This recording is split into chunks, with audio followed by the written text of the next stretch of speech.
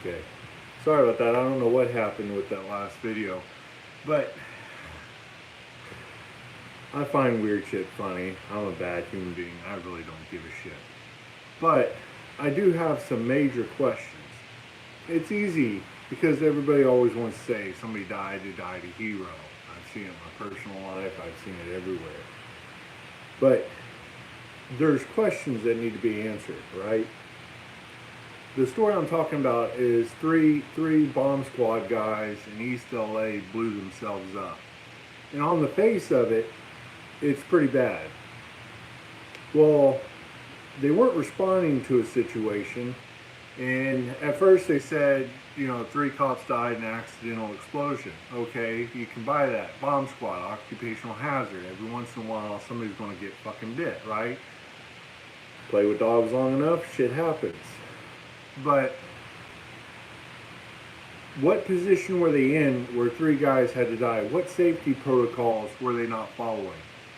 And why aren't they saying, well, this is part of an investigation, ongoing investigation, here's the guy that made the bomb, he's currently under arrest? No, we get no information whatsoever.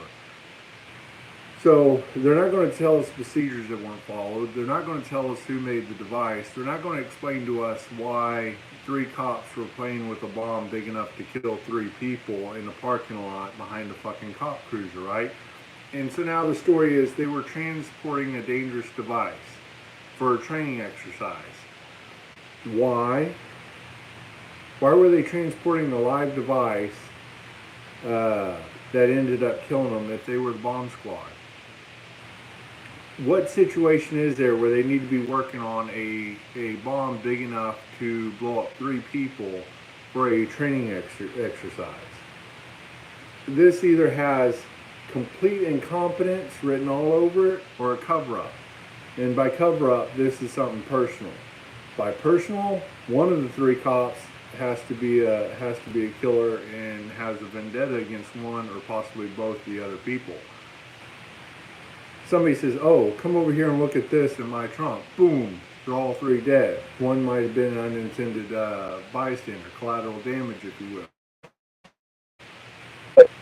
They're not going to tell us all the fucking questions that we have. They're not going to tell us exactly what happened because it's an ongoing investigation. So what is it? Is it they weren't responding to an actual incident?